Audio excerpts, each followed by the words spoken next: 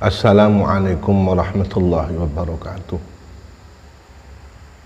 Alhamdulillahilladzi anzalal Qur'an yahdi shiratal mustaqim. Asyhadu an la ilaha illallah wahdahu la syarikalah. Wa asyhadu anna Muhammadan abduhu wa rasuluh. Allahumma shalli wa sallim wa barik ala sayyidina Muhammad wa ala alihi wa sahbihi barik wa sallim ajma'in, amma ba'd.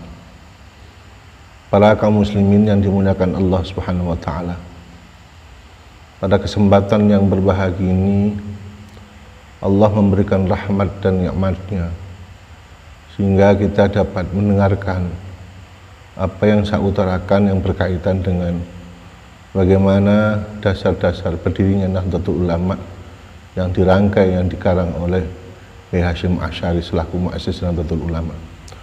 Maka penting bagi panjenengan kali kula selaku kaumnya, selaku orang yang masuk di organisasi baik struktural atau tidak, maka perlu memahami lebih dalam bagaimana sih pondasi yang diterapkan, pondasi yang dicanangkan oleh Mbah Hasyim sehingga mudah-mudahan sampai yaumul qiyamah. Para hadirin yang dimuliakan Allah Subhanahu wa taala, hadis yang ke-12 ini berkaitan dengan tanggung jawab kita, tanggung jawab pada apa yang kita naungi, baik segi apapun tanggung jawabnya, baik kecil atau besar. Rasulullah menjelaskan kullukum ra'in, setiap orang itu punya tanggung jawab, punya orang atau punya bawahan di mana hal itu harus mengaturnya. Wa kullukum mas'ulun an ra'atihi, dan setiap orang akan ditanyai tentang masalah siapa dan apa yang dilakukan orang di bawahnya. Al-imamu ra'in, imam bertanggung jawab. Wa mas'ulun an ra'atihi, ditanya tentang masalah yang berkaitan dengan maslahah masyarakat, kebaikan masyarakat, keadaan masyarakat. Wa rajulu ra'in, seorang laki-laki juga bertanggung jawab fi ahlihi, pada ahlinya, pada keluarganya, baik anak, keluarga atau istri dan lain sebagainya. Wa huwa mas'ulun an ra'iyatihi, dia ditanya sejauh mana tanggung jawabnya terhadap keluarganya, terhadap anak dan lain sebagainya. Wal mar'atu ra'iyatun fi baiti zawjiha, seorang perempuan disuruh jaga di rumah suaminya. Wa mas'ulun an ra'iyatiha, dan pada akhirnya perempuan tersebut ditanya bagaimana keadaan tanggung jawabnya, apakah kemudian ada penyelesaian ketika ada masalah, apakah kemudian tambah lebih baik atau tambah buruk apa yang diatur. Wal khadim ra'in fi mali sayyidi, seorang pembantu juga punya tanggung jawab pada harta orang yang menaunginya. Atau panjenengan kali kula niku biasa ngomong nek khadim pembantu kudu njaga dunyane jerakane.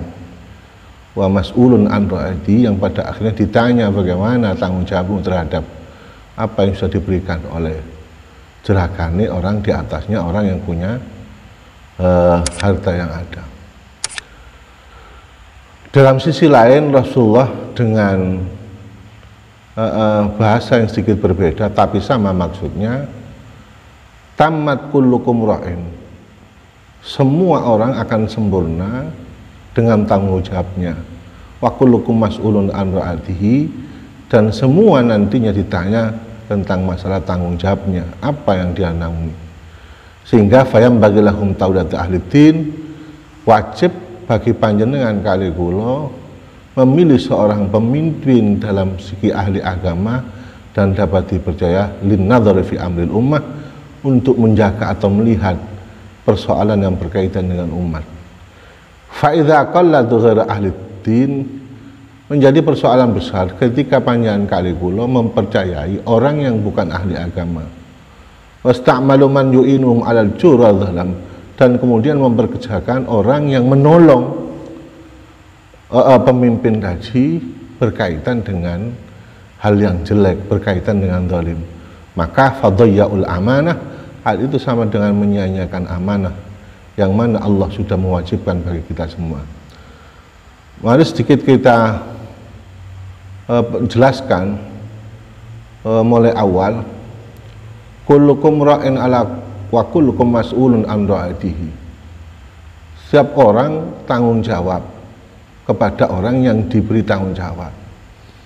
Artinya secara umum ketika menjadi seorang pemimpin maka rakyat itu yang harus diatur, dan pada akhirnya ditanya apakah kemudian sudah memberi maslahah pada rakyat, sudah memberi fasilitas dan mengatur semua fasilitas yang ada untuk rakyat, atau rakyat ini tambah baik atau tidak. Itu tanggung jawabnya seorang pemimpin. Maka tidak mungkin panjenengan kalau membiarkan seorang pemimpin seenaknya sendiri yang pada akhirnya itu umat yang dikorbankan. Satu sisi lain ketika pemimpin mengajak kebaikan, maka itu umat juga akan merasakan kebaikan. Oleh karena itu dalam penjelasan hadis yang lain bahwa pemimpin nantinya akan dinaungi Allah Ta'ala di hari kiamat, yaitu pemimpin yang adil. Jadi secara bahasa bahwa bisa kita katakan orang yang mampu, pemimpin yang mampu menjawab atas tanggung jawabnya, yaitu pemimpin yang adil. Kalau kemudian pemimpin ini kita katakan presiden atau menteri, atau pada akhirnya di bawah kita yang paling rendah yaitu seorang suami, maka suami harus mampu menjaga istrinya dan anak-anaknya pada sisi ekonomi, sisi akhlak, sisi yang lain berkaitan dengan sosial. Ini seorang suami harus tanggung jawab, dan pada akhirnya ditanya Allah, apakah kamu sudah mampu atau kamu sudah melaksanakan dengan tanggung jawab ada. Perempuan juga begitu, menjadi suami, istri dari seorang suami, dia bertanggung jawab atas apa yang ada di rumahnya. Apakah hartanya masih tetap tanpa difungsikan kepada sesuatu yang dilarangnya, atau harta itu difungsikan sesuai dengan aturan yang diberikan oleh seorang suami. Hal ini penting, walaupun pada akhirnya tidak kemudian harus izin secara khusus. Bisa terjadi izinnya itu secara umum. Kalau kebaikan laki-laki, suaminya akan memberikan izin. Kalau kemudian pada akhirnya merusak atau menjelekkan atau menghabiskan tanpa tidak sesuai dengan aturan, maka dari pihak suami secara umum tidak memperbolehkan. Ketika suami tidak ada di rumah, ya tanggung jawab itu bagi istri. Nah, istri ini sangat berat tanggung jawabnya, sebab apa, anak pada akhirnya tanggung jawab pada istri, harta juga pada istri, apapun yang berkaitan dengan keluarga itu semua nantinya istri ditanyakan. Wa mas'ulun an ra'iyati, ditanyakan oleh Allah tanggung jawabnya. Memang pertanyaan itu pertama, kalau seorang pemimpin presiden, ya nanti yang pertama itu wakil dari rakyat DPR.